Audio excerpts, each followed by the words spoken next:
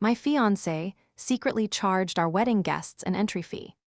I found out my fiancé was charging people to attend our wedding because my aunt called me crying over $200. At first, I thought she meant the hotel. Then she said, "I'm sorry, sweetheart. I want to be there, I really do. But I don't have that kind of money right now." I was standing in the middle of our kitchen with a stack of RSVP cards on the counter and a mug of coffee going cold beside me. "What money?" I asked. There was a pause. "The entry fee," she said quietly. I laughed because that was the only response my brain could find.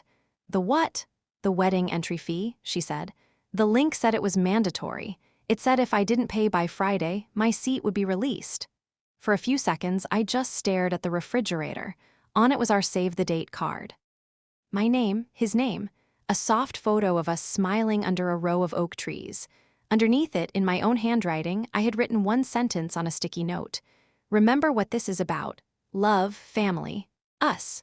I pressed the phone harder against my ear. "Aunt Valerie, I don't know what you're talking about." She got quieter. "Oh." That one word told me everything I needed to know. She thought I had known. She thought I had approved it. She thought I had looked at my own family and decided they needed to buy a ticket to watch me get married. My face went hot. "Can you send me the link?" I asked. "Of course," she said quickly. "I'm sorry, I didn't mean to upset you." "You didn't." But someone had. A minute later, my phone buzzed. The link looked polished. Too polished.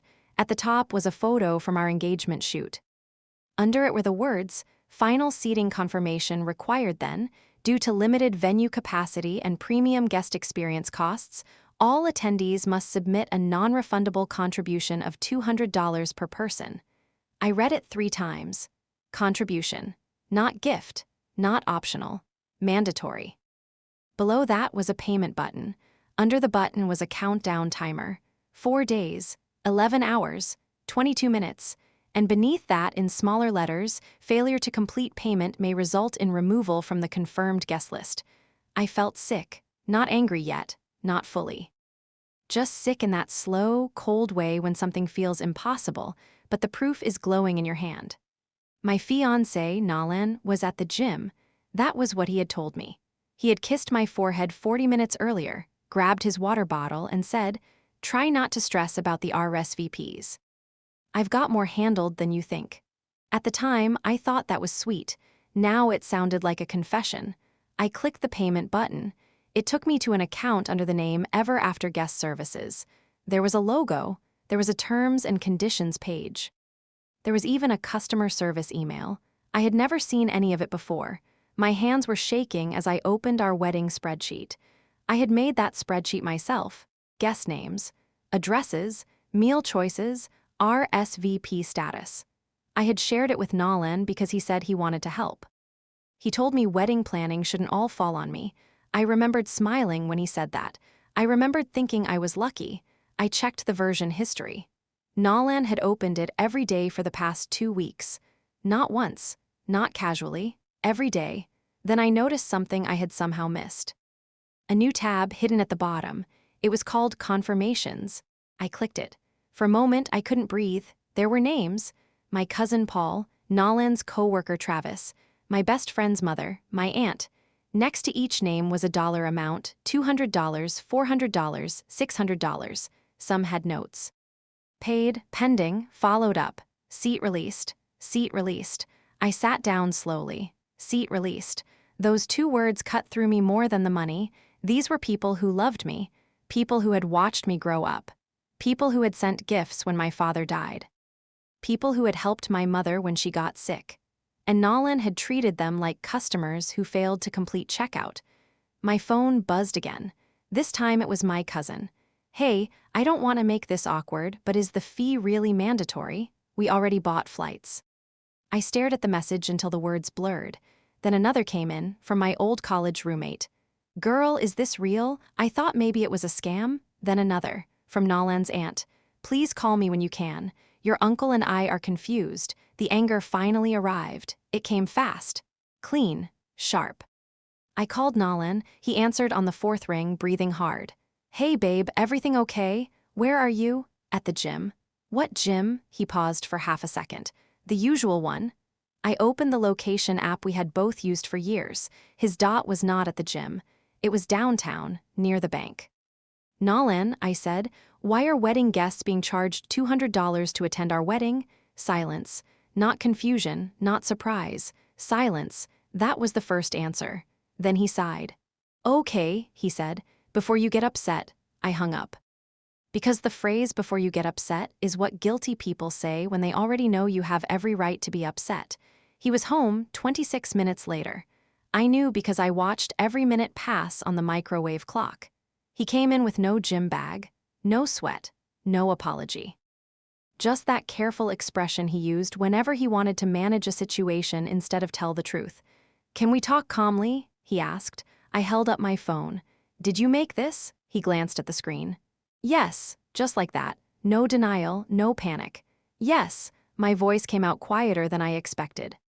"You secretly charged our guests to come to our wedding." I asked for contributions. "You threatened to remove them from the guest list, to encourage timely responses." I stared at him. He loosened his watch and set it on the counter like he was preparing for a business meeting. "Wedding costs are out of control," he said. "You know that. We've talked about the budget 100 times. We talked about cutting flowers. We talked about not being able to afford everything. We did not talk about charging my aunt admission." He rubbed his forehead. "It's not admission. It's cost sharing." I almost laughed. "Cost sharing? Yes, people do it all the time now." "No, they don't. They give gifts." "That's not the same thing." "It basically is." "No, Nolan, a gift is voluntary. This is a bill." His jaw tightened. "You're making it sound uglier than it is." "It is ugly." He looked past me toward the RSVP cards like they were the problem. "You wanted the big wedding." That stopped me, because I had wanted a wedding, not huge, not extravagant, just warm, a room full of people we loved. Dinner, music.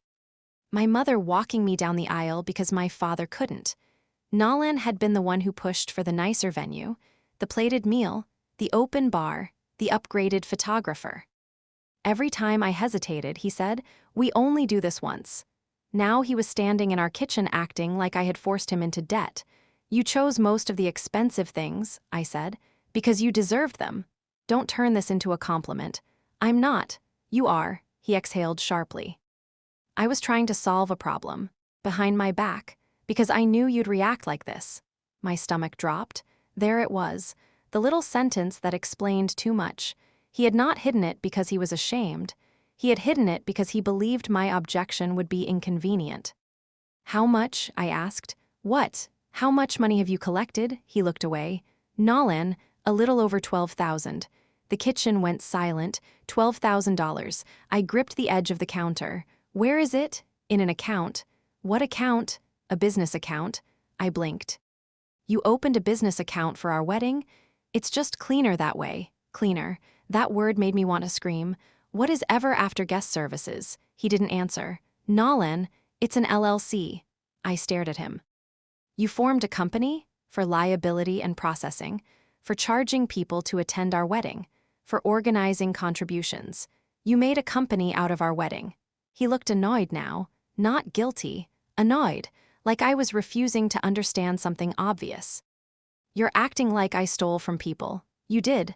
"No, they paid toward an event they are attending." "They thought I knew." He said nothing.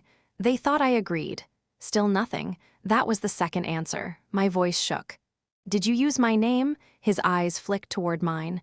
"Just once." "But I saw it." "Nolan." "The page says hosted by both of us." My chest tightened. "Did you send the emails as me?" "No." "Did you?" He hesitated. "I used our wedding email." The wedding email had my name in it, my first name and his, created for RSVPs, vendor quotes, hotel blocks. I opened it on my phone. There were folders I had not made. Paid guests, pending guests, released seats, templates. I clicked templates. The first one began, "Hi, we're so excited to celebrate with you. As part of our final planning process, we're asking each guest to complete their required seating contribution." At the bottom, "With love, Nolan and Tessa," my name sat there like a forgery. I opened another. "Just checking in. We noticed your contribution has not been completed yet. We would hate to offer your seat to someone else, but we must finalize numbers soon. My throat burned. You wrote these from both of us. Tessa, you put my name on threats to my family. They weren't threats. Seat released. His face hardened. We had a wait list. A wait list? Some people wanted plus ones. I laughed once. It sounded strange. You made our wedding into a nightclub. He looked offended. I made it sustainable. No, you made it profitable. That was when his expression changed. Not much, just enough. A flicker.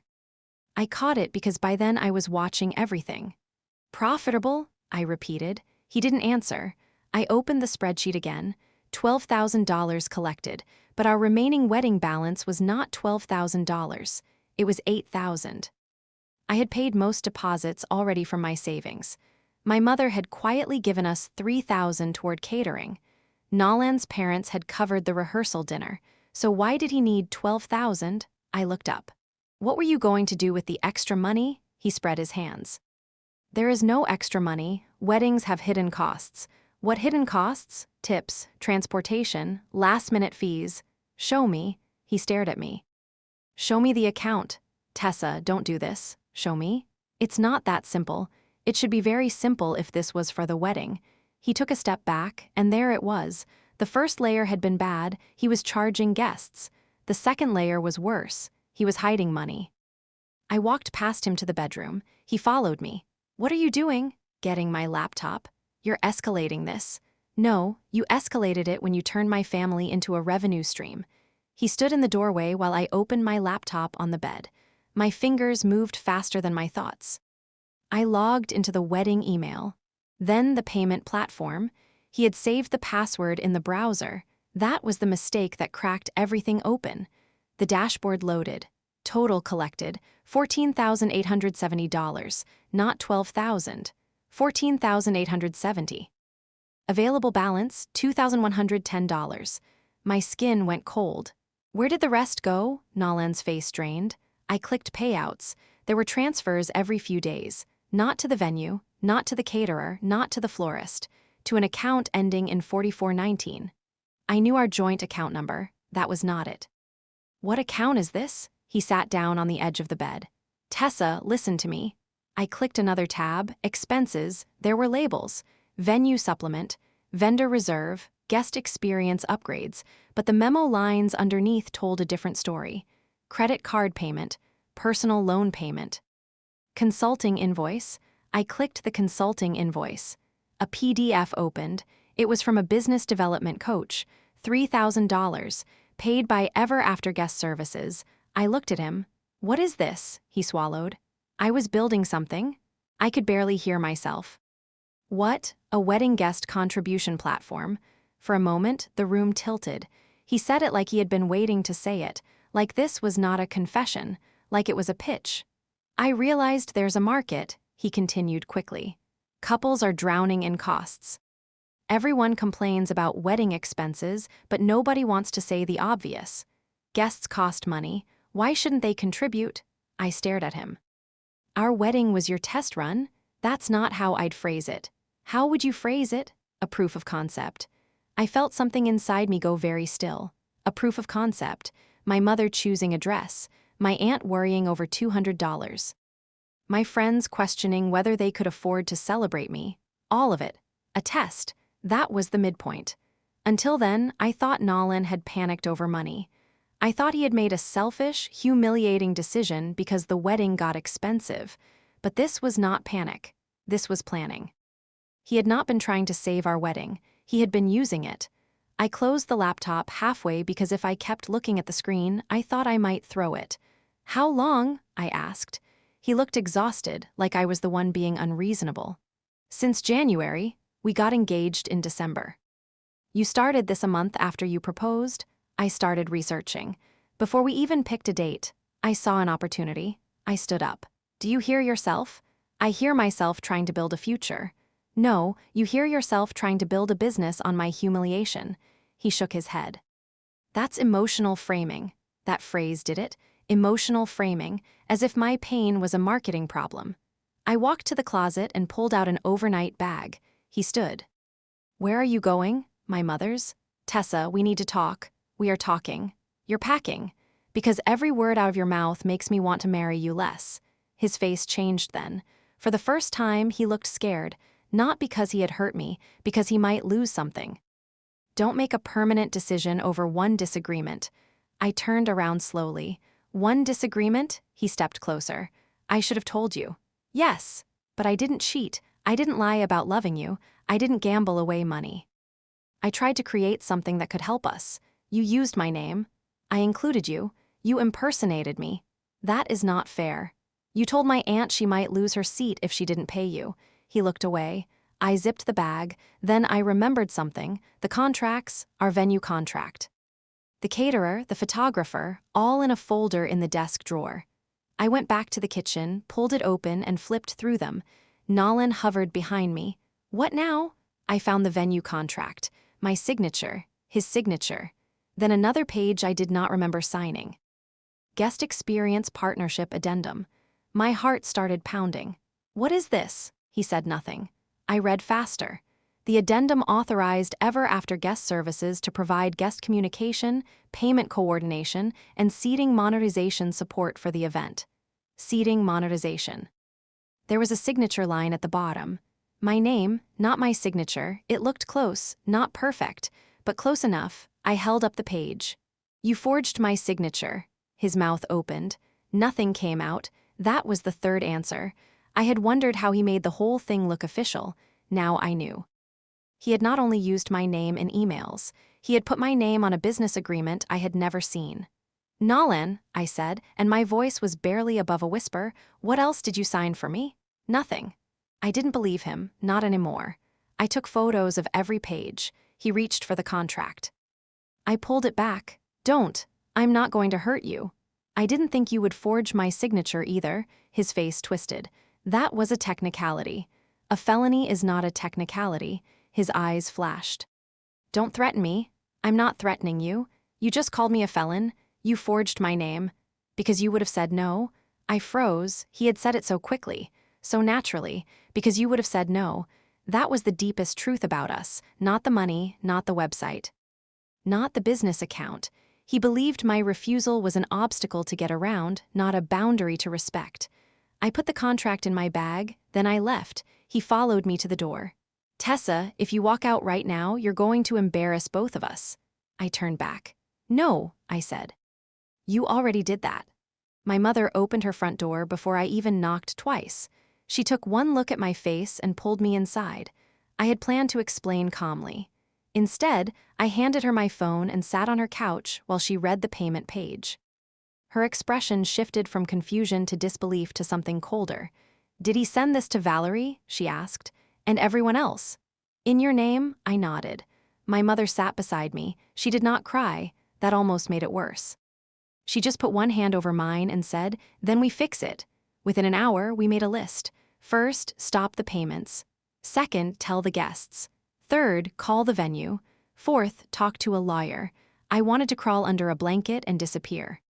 Instead, I opened the wedding email and changed the password. Nolan had already tried to log in. 3 security alerts were waiting. I locked him out. Then I wrote the hardest email of my life. I told our guests the fee had been created without my knowledge or consent. I told them no one was required to pay anything to attend. I told anyone who had paid that I was working on refunds. I apologized. Not in that vague, polished way people apologize when they want something to go away. I apologized because my name had been used, because people had been pressured, because some had been embarrassed, because trust had been broken before the wedding even happened. My mother read it, then nodded. Send it. My hand hovered over the mouse. Sending that email meant admitting publicly that my wedding was not what people thought. It meant opening the door to questions. It meant people would talk. Then I thought of my aunt apologizing to me because she could not afford the entry fee to my wedding. I clicked send. The replies started almost immediately. My cousin wrote, I knew this didn't sound like you. My college roommate wrote, I'm so sorry, I was worried. Nolan's aunt wrote, thank you for telling us. We paid $400. Please let us know what you need. But one reply made me cry. It was from Aunt Valerie. Sweetheart, I was never upset about the money. I was heartbroken because I thought you didn't want me there unless I paid. That was the wound Nolan had created. Not financial, emotional. He had made people question their place in my life. The next morning, I called the venue. The coordinator, Priya, went quiet when I explained. "I need to be very clear," she said. "We never required guest payment for your event. I know, and we did not authorize any outside guest fee." "I understand." She pulled the file. Then she found the addendum. Her voice changed. "Tessa, this document was uploaded through your client portal." "I didn't upload it." There was a pause. "It came from Nolan's login." Another answer. Another question. If the venue had the forged addendum, who else did? Priya sent me the full document history. Nolan had uploaded the addendum 3 months earlier. Then, he had emailed the venue asking whether guest payment collection violated their policies. The venue replied that they did not manage private contributions between couples and guests, but any communication using the venue's name needed approval. So Nolan removed the venue's name, then built his own page. He had learned the boundary, then walked around it. I forwarded everything to the lawyer my mother found. Her name was Annika. She reviewed the documents over a video call while I sat at my mother's dining table, still wearing yesterday's sweater. "You have several issues here," she said. "Forgery, misrepresentation, potential fraud, depending on how the payments were collected and described.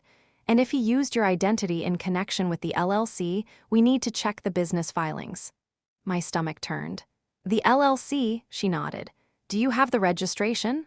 I didn't. But the state business database was public. We searched it together, Ever After Guest Services LLC. Organizer, Nolan Reeves. Registered agent, Nolan Reeves. Then Annika clicked the annual filing. My name was listed as co-founder. I stopped breathing. "No," I said. Annika leaned closer to her screen. "Did you authorize that?" "No." "Did you sign anything?" "No." "Did you provide identification?" "No." My mother stood behind me, one hand on the back of my chair. Annika's voice stayed calm. "That changes things." I looked at the screen. Co-founder. My name attached to a company I had never agreed to join. A company that had pressured my family for money. A company that had taken nearly $15,000. And suddenly, I understood the final layer. Nolan had not just used our wedding as a test run. He had made me part of the business without my consent so that if anyone got angry, I would be responsible too. My name was not there because he loved me. It was there because he needed cover. That was the final reveal. Every clue pointed back to it. The emails signed by both of us. The forged venue addendum. The shared wedding account.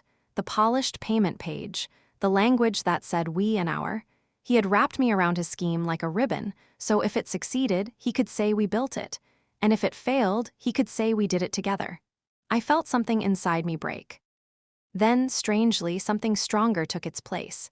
Annika told me what to do: send a formal demand for records, report the unauthorized use of my name, notify the payment processor, request a freeze on remaining funds, preserve every message, do not communicate by phone, do not meet him alone.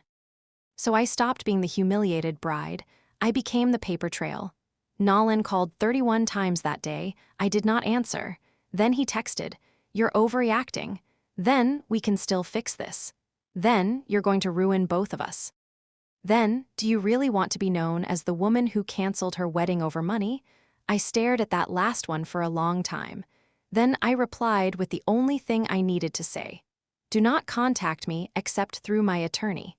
He sent nothing for 10 minutes. "Then you'll regret making me the villain." I forwarded that too. By Friday, the payment processor had frozen the remaining balance. By Monday, guests began receiving dispute instructions. Some refunds processed quickly, others took longer. I used part of my savings to repay Aunt Valerie and 2 elderly relatives immediately because I could not stand the thought of them waiting. My mother tried to give me money. I told her no. Then she said, "This is not charity. This is me refusing to let him make you carry his shame alone." So I let her help. Canceling the wedding was not one dramatic phone call. It was 27 awful ones. Florist, photographer, DJ, caterer, hotel block, efficient. Every conversation reopened the wound. Some deposits were gone. Some vendors were kind. Some charged fees because contracts are contracts, even when your life collapses. That was one of the consequences people don't talk about. Doing the right thing did not magically make everything clean. I still lost money. I still had to explain. I still had to see my wedding dress hanging in a closet like a ghost of a future I almost married. Nalan tried one more time. He showed up at my mother's house on a Sunday afternoon with flowers. My mother saw him through the window and told me to stay in the kitchen. I went to the door anyway. Not because I wanted to hear him, because I wanted him to see that I was not hiding. He looked tired, smaller. The flowers were white roses, wedding flowers. Of course they were. "Tessa," he said, "please." I opened the door only as far as the chain allowed. "You need to leave. I made mistakes." "Yes, but I did it for us." "No, you did it using us." His eyes filled, but I did not trust the tears. "You know me. I thought I did. I was under pressure. Then you should have told me. I was afraid you'd shut it down." "I would have. That's exactly why I didn't." There it was again, the truth, wearing a different outfit. I looked at him through the narrow opening. "Nalan, marriage is not finding ways around someone's no." He lowered the flowers. For the first time, he had no answer. I closed the door. A month later, the wedding date arrived. I thought I would fall apart. Instead, my mother and Aunt Valerie showed up at my apartment with takeout, cupcakes, and a bottle of sparkling cider because my aunt said alcohol was for celebrations, and we were not celebrating him. We were celebrating the bullet I had dodged. I laughed for the first time in weeks. Not loudly. Not fully, but enough. That evening, I checked my email and saw a message from Annika. The state had accepted my fraud report and removed my name from the LLC filing pending investigation. The payment processor had permanently terminated ever after guest services. More refunds had been issued. And Nalan's business account was under review. It was not prison. It was not some grand movie ending. But it was real. His clean little proof of concept had become a documented record of what he had done. Guests found out. Vendors found out. His investors, if he ever had any, would find out too. A week later, I mailed Aunt Valerie a handwritten note with her refund check. She called me when she got it. "You didn't have to send the note," she said. "Yes, I did." "No," she said gently. "You had to know I never blamed you." I cried then, because beneath all the anger, that had been my fear. That people would look at me and see his choices. That my name would always taste a little bitter in their mouths. But love, real love, does not work like Nalan's version. It does not charge admission. It does not use fine print. It does not punish people for not paying quickly enough. It does not turn trust into leverage. Months later, I donated my wedding dress to a charity that provided gowns to women who could not afford them. When the volunteer asked if I was sure, I said yes. And I meant it. Because that dress belonged to a version of me who believed being chosen was the same as being loved. I knew better now. On what would have been our honeymoon weekend, I took my mother and Aunt Valerie to the coast. We stayed in a small hotel with bad wallpaper and a perfect view of the water. At sunset, Aunt Valerie raised her paper cup of coffee and said, "To no entry fees." My mother laughed. I laughed too, and for once, nothing about it hurt. I had thought I was planning the happiest day of my life. I had thought the betrayal was that my fiancé charged people to attend our wedding, but that was only the first layer. The real betrayal was that he saw my trust as permission, my name as protection, my family as a market, and my silence as something he could count on. He was wrong about that last part. In the end, there was no wedding, no aisle, no vows, no first dance. But there was a room full of people who still loved me without needing a seat confirmation. There was my mother beside me. There was my aunt holding my hand. There was my own voice, finally steady, saying no and meaning it. And that turned out to be worth more than any wedding I almost paid for with my dignity.